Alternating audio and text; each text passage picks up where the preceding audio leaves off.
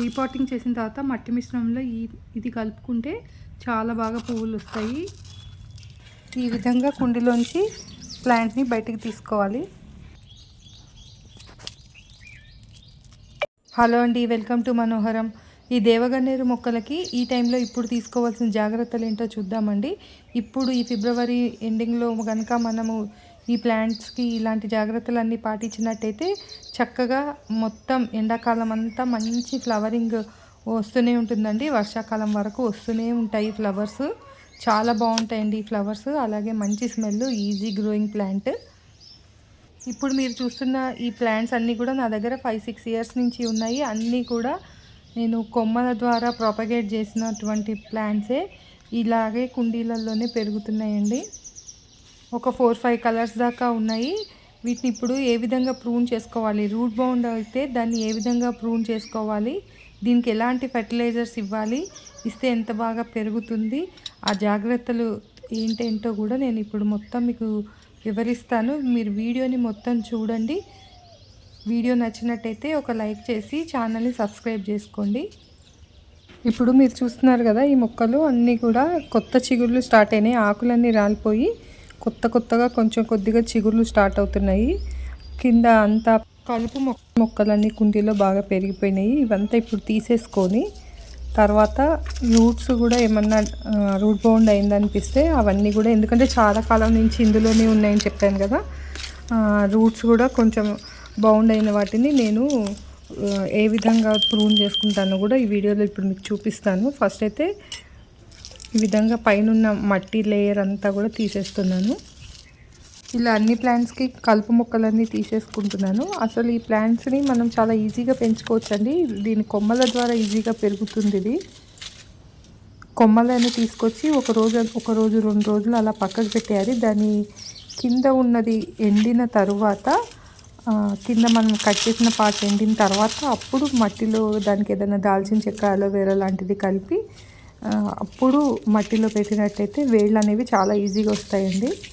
నేను అలా కలెక్ట్ చేసి పెంచినవి ఈ ప్లాంట్స్ అన్నీ కూడా. ఇవి చేసుకునే ముందర ఒకరోజు వాటర్ ఇవ్వకుండా వదిలేసినట్టయితే ఇట్లా ఈజీగా కుండీలోంచి బయటకు వచ్చేస్తుంది. వాటర్ ఇవ్వకుండా మనం వదిలేయాలి. అప్పుడు మట్టి గట్టిపడి ఇలా కుండీలోంచి చాలా ఈజీగా బయటకు వచ్చేస్తుంది అన్నమాట.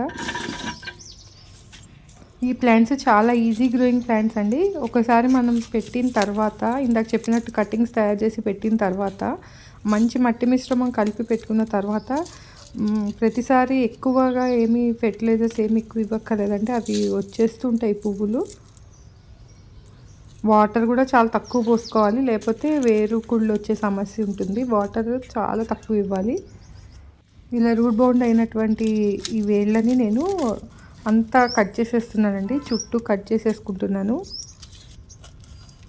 దీన్ని ప్రూన్ చేసుకుంటూ దీనికి సంబంధించిన కొన్ని ఇంపార్టెంట్ విషయాలని ఇప్పుడు చెప్తాను నేను. సన్లైట్ అనేది దీనికి చాలా బాగుండాలండి. కంపల్సరీ డైరెక్ట్ సన్లైట్ ఉండేలాగా పెట్టుకోవాలి మొక్కని. కనీసం 4 నుంచి 5 గంటలు డైరెక్ట్ సన్లైట్ ఉండేలాగా పెడితే ఎంత మంచి ఎండ పడితే మొక్కకి పువ్వులు అంత బాగా వస్తాయి.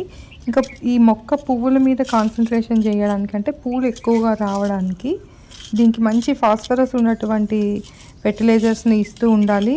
మంచిగా బోన్ మీల్ అలాంటివి ఎప్పటికప్పుడు కొద్దిగా మొక్కకి మొదల్లో వేస్తున్నట్టయితే పూలు అనేవి చాలా బాగా వస్తాయి. ఆ పూలు వచ్చిన తర్వాత ఇట్లా గుత్తిలాగా వస్తుంది కదా పూలు. ఆ పూలు పూసేసి అయిపోయిన తర్వాత దాన్ని మనము కట్ చేసేసుకోవాలి. అప్పుడు మళ్ళీ ఇంకొకటి రావడానికి, తొందరగా రావడానికి అవకాశం ఉంటుంది. తర్వాత ఇలా ఎప్పుడైతే నేను ఇప్పుడు చేస్తున్నాను కదా, ఇదంతా రూట్ ప్రూనింగ్ చేస్తున్నాను కదా, ఇది కనీసం మొక్క మనం చిన్న కుండీలలో పెట్టుకుంటాం కాబట్టి, నేను రకరకాల కుండీలలో ఉన్నాయండి నా మొక్కలు. కొంచెం పెద్ద సైజు కుండీలో ఉన్నాయి, కొద్దిగా చిన్న కుండీలలో ఉన్నాయి, అలా రకరకాల కుండీలలో ఉన్నాయి. అయితే మనం పెట్టుకున్న మొక్కని కనీసం 3 నుంచి 4 సంవత్సరాల తర్వాత ఒకసారి ఇలా తీసి కంపల్సరీగా రూట్స్ అనేవి ఇట్లా ప్రూన్ చేసుకోవాలి.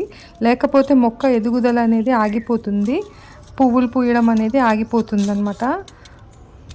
ఇట్లా రూట్ బౌండ్ అయినట్టయితే మొక్క పోషకాలను గ్రహించడము ఆపేస్తుంది. ఇప్పుడు చూసారు కదా, మట్టి కూడా చాలా గట్టిగా అయిపోయింది. వింటర్లో డార్మెన్సీ పీరియడ్లో ఉంటుంది కాబట్టి వాటర్ అనేది చాలా చూసుకొని కొద్దిగా ఇచ్చుకోవాలండి. అంటే ఒక వారానికి ఒక్కసారి అలా ఇవ్వాలి చాలు. ఎక్కువ ఇస్తే రూట్స్ అనేవి కుళ్ళిపోయే అవకాశం ఉంటుంది. ఈ విధంగా నేను మొత్తము తీసాను బయటికి. ఇప్పుడు దీన్ని ఏ విధంగా మళ్ళీ పాట్లో పెట్టుకోవాలో, దానికి మట్టి మిశ్రమాన్ని ఏ విధంగా కలుపుకోవాలో చూద్దాము. దీనికోసం నేను ఓల్డ్ సాయిలే తీసుకుంటున్నానండి. ఓల్డ్ సాయిల్లో ఇప్పుడు అన్ని రకాల వర్మి కంపోస్ట్ అన్నీ కలుపుతాను.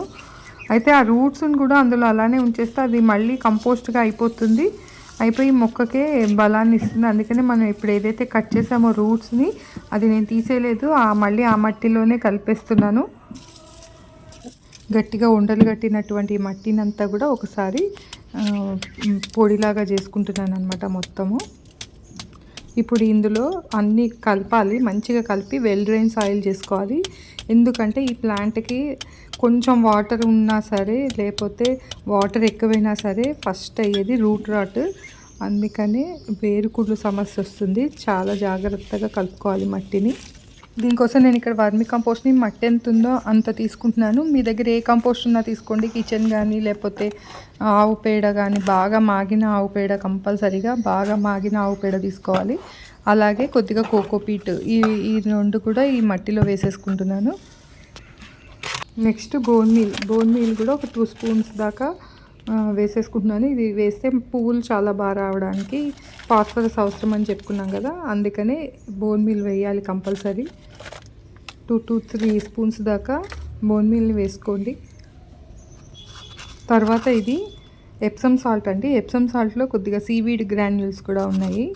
ఇప్పుడు మనం ఇంత రూట్ ప్రూనింగ్ ఇదంతా చేసి రీపాట్ చేస్తున్నాం కాబట్టి దానికి షాక్ తగలకుండా మొక్కకి చక్కగా ఈ విధంగా ఎప్సమ్ సాల్ట్ కలిపి పెట్టినట్టయితే మొక్కకి ఎటువంటి షాక్ తగలకుండా ఉంటుంది. సీవీడ్ కూడా చాలా మంచి మైక్రో న్యూట్రియంట్స్ ఉంటాయి కాబట్టి ఇవి కూడా వేస్తున్నాను.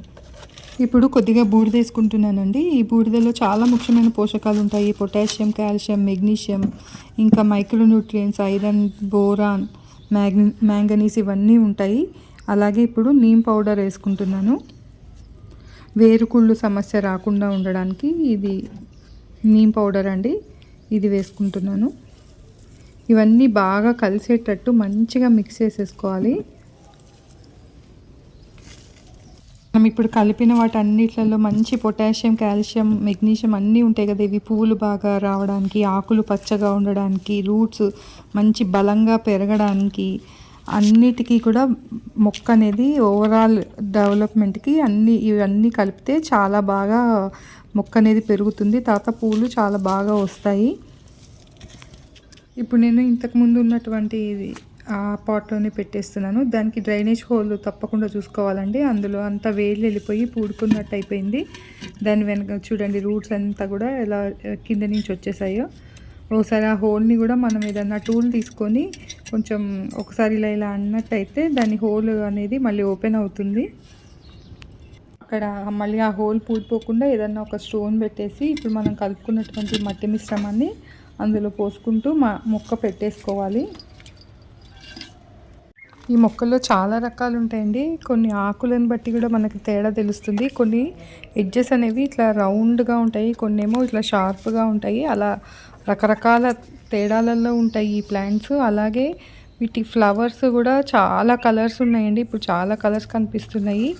ఆ ఫ్లవర్స్ని బట్టి కూడా ఒక్కొక్కసారి వాటి స్మెల్ అనేది చేంజ్ అవుతూ ఉంటుంది కూడా. మస్టర్డ్ కేక్ ఫర్టిలైజర్ చాలా బాగా పనిచేస్తుందండి. ఇది ఇప్పుడు దీంట్లో వేసుకుంటున్నాను. మస్టర్డ్ కేక్ అంటే ఆవాలు తీస్తారు కదా ఆయిల్, దాని తర్వాత మిగిలే చెక్క అండి ఇది. ఇందులో కూడా చాలా మంచి, ఈ ఎరువులో కూడా చాలా మంచి గుణాలు ఉంటాయండి. ప్లాంట్స్కి యూజ్ అయ్యేటువంటివి ఎన్పికే గుణాలు చాలా బాగుంటాయి. దీని మొక్క ఓవరాల్ హెల్త్కి బాగా యూజ్ అవ్వడమే కాదు, కొన్ని మట్టిలో ఉండే రకరకాల కొన్ని కీటకాలకి కూడా ఇది దూరం చేసే గుణం ఉంటుంది ఇందులో. ఇప్పుడు మనం ఇట్లా పీసెస్ లాగా వేసేసి పైనుంచి కొద్దిగా మట్టి పోసేస్తున్నాం కాబట్టి అది కొద్దిగా కరుగుతూ మొక్కకి ఎప్పటికప్పుడు పోషకాలను అందిస్తుంది. అలా ముక్కలాగా వేసేసి పైనుంచి మళ్ళీ కొద్దిగా మనం ఇందాక కలుపుకున్న మట్టి మిశ్రమాన్ని ఇంకొక లేయర్ వేసేసి ఫస్ట్ టైం కొంచెం మంచిగా వాటర్ ఇచ్చేసేయాలి. తర్వాత నుంచి ఒక 2-3 డేస్కి అలా ఒక్కసారి ఇస్తే సరిపోతుందండి వాటరు. ఇప్పుడైతే వెంటనే మంచిగా వాటర్ ఇచ్చేయాలి. డ్రైనేజ్ హోల్ నుంచి వాటర్ బయటకు వచ్చేంతగా మంచిగా ఫుల్గా వాటర్ ఇచ్చేసుకోవాలి. అయితే కొన్ని మొక్కలకి ఇప్పుడు నేను ఇందాకదేమో రూట్ బౌండ్ అయితే మట్టి మిశ్రమం కలుపుకున్నాను కదా. అయితే ఇప్పుడు ఆల్రెడీ ఈ మొక్కకి నేనేమీ బయటికి తీయట్లేదండి మొక్క. ఇది ఇంకొంచెం టైం పడుతుంది. నెక్స్ట్ ఇయర్ చేయొచ్చు దీన్ని రీపాటింగ్. అలాంటప్పుడు ఏం చేయాలంటే పైన కలుపు మొక్కలన్నీ తీసేసుకొని ఒక లేయర్ మట్టి అంతా బాగా తవ్వుకొని ఇందాక మనం మట్టి మిశ్రమంలో ఏవైతే కలుపుకున్నామో అవన్నీ కూడా ఇట్లా పైనుంచి ఇచ్చేసేయాలి. అంటే బూడిద, vermicompost, bone meal, Epsom salt, neem powder ఇవన్నీ కూడా అట్లా పైనుంచి ఇచ్చేసి ఆ మట్టిలో బాగా కలిసేలాగా కలిపేసుకొని ఇంకొక లేయర్ మట్టి పైనుంచి వేసేస్తే సరిపోతుందండి.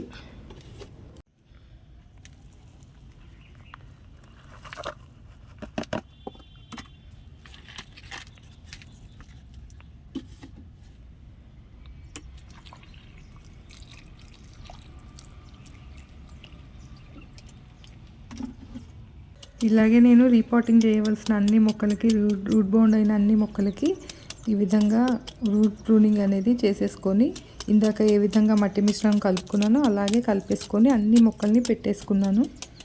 ఇదండి మన దేవగన్నేరు ప్లాంట్ని ప్రూన్ చేసుకునే విధానము, పెంచుకునే విధానము. మంచిగా పెంచుకుంటే చాలా అందమైన పువ్వులతోటి మన గార్డెన్లోనే అందంగా నిలుస్తుంది ఈ ప్లాంట్.